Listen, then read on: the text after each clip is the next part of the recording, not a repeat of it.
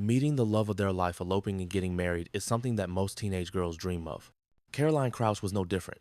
A young girl in high school, only 15 years old, was flattered by a financially well-off 27-year-old pilot who flew his helicopter over her school.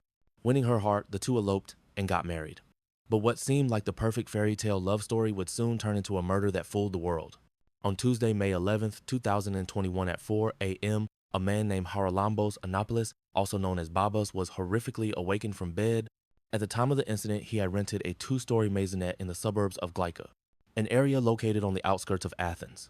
Grease Bobbies didn't have much time to retaliate as 3 men concealing their identity with hoods scuffled and overpowered him. They were armed with pistols and wasted no time in tying up Bobbies, and afterwards went on to blindfold him with duct tape. He couldn't do much, as the intruders then went after his wife, a 19-year-old girl named Caroline Krunchka. This entire incident woke up their 11-month-old daughter who was sleeping nearby. The intruders, with Greek and Albanian accents, repeatedly asked where the money was. Caroline didn't know that what appeared to be a robbery would turn into her own murder. Caroline Crouch was born to the retired engineer David Crouch and Susan Delacosta on July 12, 2001, in Athens when she was just 8 years old. The family relocated to the island of Alonissos, the place where she had grown up. They moved because both David and Susan had fallen in love with the coastal surroundings from a very young age. Caroline embraced her beachside life. She was passionate about both scuba diving and swimming. She had met her future husband, Babas, during a Good Friday parade in 2017. At the time, Babas was a commercial helicopter pilot, and Caroline was only 15 years of age. 3 years later, both of them got married in Portugal on July 15, 2019, a few days prior to her murder. Babas and Caroline had purchased a plot of land. Both Babas and Caroline had plans to build their dream house on the land for themselves and their infant daughter to facilitate purchasing the land. Caroline had gotten 50,000 euros as a gift from her parents. As for the construction costs, the couple had around 10,000 euros hidden away in their house. The public in Greece at the time didn't rely much on banks, as they were at continuous risk of facing bankruptcy. In light of such circumstances, it was common for the general public to have cash stashed away in their house, as it was deemed a safer option. Caroline probably had a similar perspective for storing cash, and by no means would have anticipated what would happen on May 11th, a cry for help. Both Bobbies and Caroline, alongside their daughter, were tormented with fear as the intruders asked about the end. In an attempt to end the abyss that had befallen them, Bobbies told them exactly where the money was hidden, a location that's deemed rather unconventional. The intruders opened the Monopoly board game box and took all the money Bobbies and Caroline had stashed away for their dream house. But they didn't leave. Each one of them kept roaming from room to room as they snatched jewelry and other items of considerable monetary worth.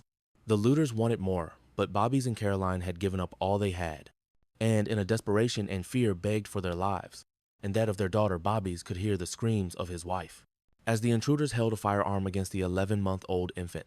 Although blindfolded, he fought continuously against the restraints.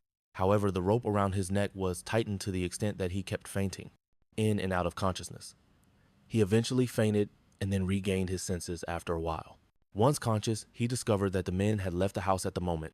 The only thing he could hear were the painful cries of his infant daughter. In about 30 minutes or so, Babish was able to get close to his mobile phone and dial emergency services using his nose. As soon as the call connected, Bobbies cried out for help, asking emergency services to send an ambulance and give them his location, given that he had duct tape around his mouth. The entire call was filled with muffled words. The operator on the other end asked Babas to explain what happened, but robbers came in was all he could say. An hour and a half had gone by since the intruders had broken into Babas and Caroline's residence. First responders arrived at the scene around 6 a.m. as they raced up the front steps to enter the house. What they saw can only be defined as horrific. Inside, the living space and kitchen had been completely destroyed. The drawers were open and empty, with clothing and other belongings scattered across the entire space. Among them was an open Monopoly box, the same box in which Bobbies and Caroline had hidden the money. First responders also found a security cam on the living room couch. It appeared as if it had been ripped off the walls. While the camera was lying on the couch, its memory card was missing from the staircase. Hung the corpse of a white and brown husky puppy who had been strangled with her own leash. Bobbies was found on the floor of the main bedroom. His eyes and mouth were covered in duct tape that reached his neck in restraints, kept his hands and feet behind his back. On the bed, lying face down, was Caroline Crouch. Their infant daughter was beside her, crying and clapping. As she pushed her mother in an attempt to wake her up, Caroline is declared dead. Their daughter, while in evident distress, appeared to be unharmed. First responders, however, were quick to observe Caroline's pale skin and determined that she was murdered. Bobby's went into visible shock when he was freed from his restraints and saw the corpse of his wife, the woman he'd been in love with for the past 5 years.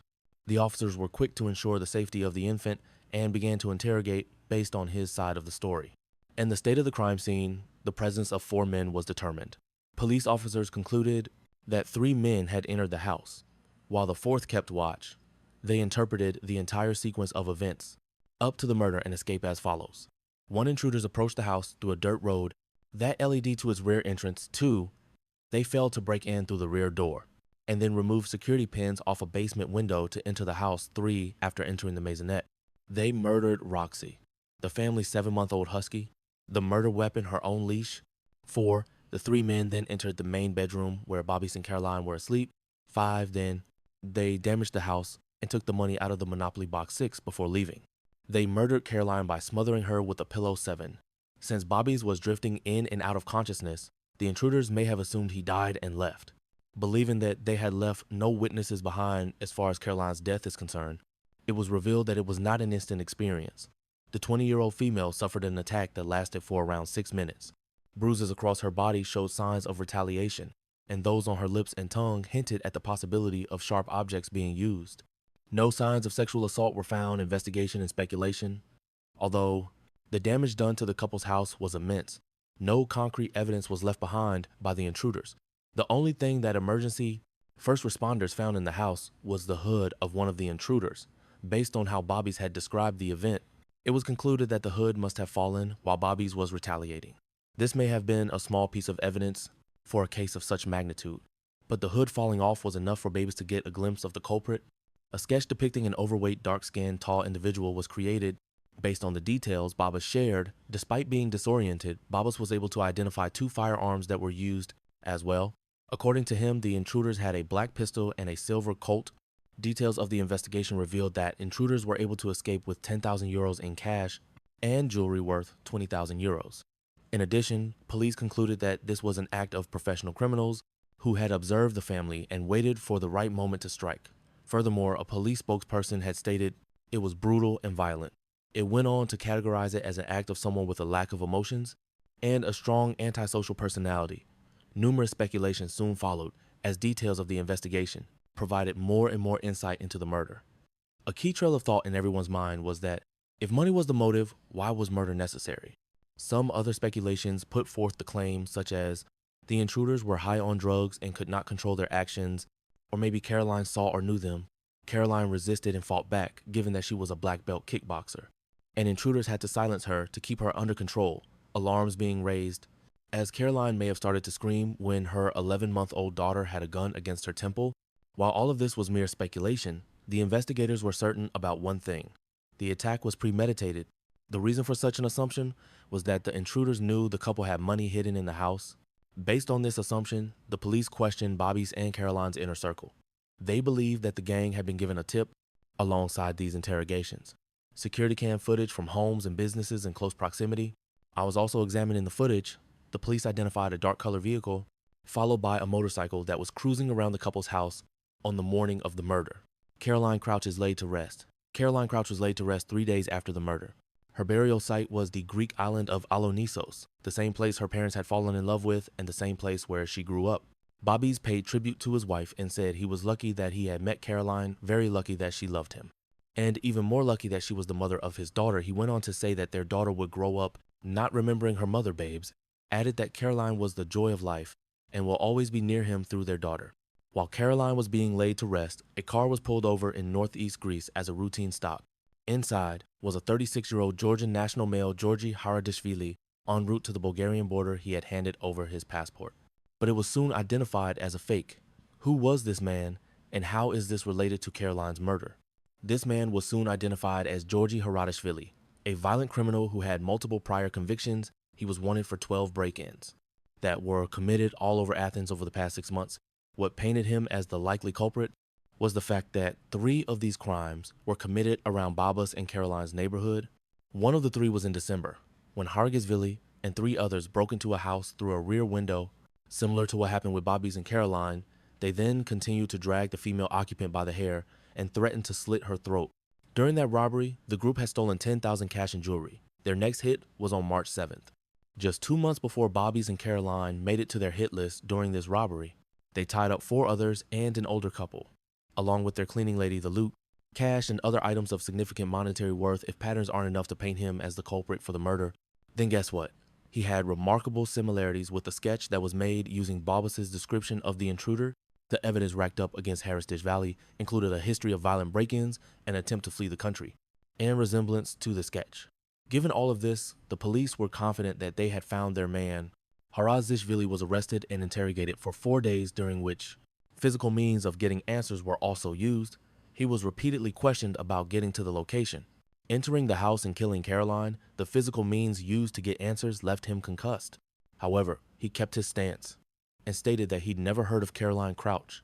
The evidence police had against him had come up dry. Harold Eshvili wasn't their man after all and was cleared of any involvement in the murder as a consequence. 3 police officers were demoted from the Athens homicide squad. Continuing the investigation, the police set their sights on a local Albanian organized crime group. Initially, they had a list of 100 people that was later narrowed down to 10. These 10 were individuals who were on a list of criminals known as the Red List. Mugshots of each one were shown to Babis, but the police didn't reveal any other details. The case was taking longer than usual to solve, and the public was beginning to lose patience, given that crimes based on race had increased. The information on Caroline's case were so scarce that even a huge monetary reward went unclaimed. Residents of Athens by now were living in fear, not knowing who would be the next victim. Media reports from the time cited experts saying that this was not an ordinary case, and if it was, it would have been solved. Some investigation details that were revealed stated that there was no DNA or fingerprints. Caroline's family were obviously grateful for the continued pursuit of justice. Bobby's told journalists that he wishes that what was happening to him would never happen to anyone else. He backed police efforts and continued to front the media, all to keep Caroline's case alive. Bobby's was even active on social media, answering questions and expressing gratitude for continued support. A breakthrough came on June 17, 37 days after Caroline was brutally murdered. A small memorial service was being held for her on Olenesis. Those who had come to mourn noticed the detective at the ceremony. The investigators waited until the event had concluded and then began to approach Bobby's discreetly, asking to be escorted to Athens. The detectives at the time had new information about the case and urged Bobby's to come and identify the man. Bobby's, not knowing what lay ahead, agreed. By this time, the investigator had followed up on quite a lot of leads and analyzed some key details the night on which Caroline was killed. These details didn't add up. Bobby's had told the police that the intruders broke in from the basement window, but that window was very small, and with the physique of the supposed killer Bobby's had described, it was not possible for that to have been the point of entry. Babes had also claimed that the house had been trashed by the intruders. However, the neighbors told the police that they didn't hear anything of the sort, and the sounds that night were of a couple's puppy crying in distress. No house being trashed, no calls for help, no crying infant. The house didn't have any fingerprints or DNA to top it all. The question of why the intruders would tie up a male and fight a female was raised. Bobby's had also claimed that the intruders must have taken out the memory card for the living room security camera, but data from the camera revealed that the card was removed at 1 a.m., a few hours before the criminals had supposedly entered the house. Further details were that Caroline was wearing a smartwatch that monitored her pulse. Her pulse readings from 3 a.m. indicated she was asleep, but the ones at 405 a.m. were up by 50%, indicating severe physical and mental stress. And the readings at 4 a.m. indicated that her heart had stopped. This was before the time Bobby's had claimed the murder took place. Bobby's, on the other hand, had a fitness app on his smartphone. Data from the app revealed that he was moving around during the time in which he was supposed to be tied up. The police had also tried to reenact Bobby's dialing emergency services with his phone. However, no one was able to do that. Police investigations revealed that Caroline had attempted to book a hotel for herself and her daughter on the night she was killed. A text message sent to her friend also revealed that she was threatening to leave Bobby's. Back when Bobby's had met Caroline, he was on holiday in Alonisos. His mother had lived on the island and was a teacher at Caroline's school. Bobby's at the time was charismatic, clever, loved to take photos, and was well off financially. He gained Caroline's attention by flying a helicopter over her school. This was somewhat of a dream that most teenage girls have, but in Caroline's case, she was unaware that this dream would soon turn into a nightmare. She thought they were the perfect match and took her family into confidence, telling them she was happy. Babas proposed to Caroline a year and a half into their relationship. At the time of the proposal, Caroline was underage, but turned 18. 3 days later, the couple exchanged vows and settled in Glycinera. In the initial years of their marriage, Caroline attended college in Athens, and Bobby's continued working as a pilot. Both of them were active on social media, sharing the happy life they were living from their social media handles. The couple appeared to be in a joyful relationship filled with love and romance. The story in Caroline's diary belonged to completely different genres in her diary. She often questioned her relationship with Babas. In the year 2019, she wrote about fighting with babes and how serious the fight was. She had mentioned that she was planning on leaving and going to her sister, and that she was unsure if she could continue with him throughout the course of their marriage. Bobby's had become increasingly manipulative and somewhat of a control freak. This behavior was rooted back in their non-traditional wedding. When Bobby's and Caroline took vows, they abandoned the idea of having a traditional Greek wedding that would be filled with celebrations, family, and friends. Instead, they had eloped what may have felt like a romantic gesture from the man of her dreams. Was indeed an attempt to isolate her. The isolation attempts continued when the couple returned home. Bobby's was the only one who put food on the table, and Caroline was just a university student without much money. Susan Caroline's mother would send some, but that too would be taken by Babas. In her diary, she had written, "I love Babas so much that I can't leave him, even though this relationship hurts me." Details of a tearful confrontation with her husband were also found in her diary. She had mentioned that she wanted to leave Babas, but given that she was pregnant, she couldn't. Caroline wrote, "I stayed with him, so my daughter would not grow up without her." Two parents, another entry dated July 2020 from her diary, read, "Today, my little one is a month old. It's also the day I told Bobby's I want to leave. I feel awful." The diary also had mentions of a house in Athens, located in Halandri. What started out as a fairy tale love story for Caroline had now turned into an abyss filled with pain, horror, despair, and a sense of being estranged. An abyss that she couldn't escape, one that would eventually consume her phone records hours before her murder. Also revealed argumentative and combative text with Bobby's while the two were at home together. Serving as a testament to how distant and dysfunctional the relationship had become, the investigators told Bobby's that he was the new suspect in the murder case. He was shown overwhelming and irrefutable evidence that revealed the inconsistencies. With the details he initially shared, he was interrogated for 8 hours before he broke down. Eventually, he began to confess, but the confession was one filled with fabrication. He told the police that he and Caroline started arguing on May 10th, the night before she was killed. Bobby's went on to say that the couple only fought over their daughter, and that Caroline was determined to take her and leave. This had made Bobby's lose control. Given that he claimed that the child was his whole life, further details of the night from Bobby's were that Caroline had thrown the infant child in the cot and told him to leave the house. He mentioned that Caroline was the one who resorted to physical abuse and had pushed him and punched him. Bobby's added that because of this, his judgment became clouded from this point. Onward, Bobby's lashed out, strangled her, pressed a pillow on her face using his complete body weight, and killed her. A cold-blooded murder in front of an 11-month-old child. He mentioned thinking about getting rid of the body, but knew that that would not be possible. Soon after the thought of framing someone else came to mind, he staged a home invasion. And to make it look real, he even killed Roxy, placed his own child next to the corpse of his wife, and continued by tying himself up with some rope and duct tape. He mentioned that he deserved to be punished and that he owed a big apology to everyone he'd hurt. While he believed that his actions were not justified, he tried to shift blame on Caroline, saying that he had become unstable and aggressive after the couple's one and only child, a child that would now have to grow up without her mother, a child who will never know who her mother was because she was brutally killed by the very man she once loved. The case was later dubbed the murder that fooled the world. Bobby's had become so confident about getting away with the murder that he didn't bother to destroy key evidence in May 2022. He was charged and found guilty of premeditated murder, preventing the course of justice, lying to authorities, and animal abuse. Lying to authorities and animal abuse.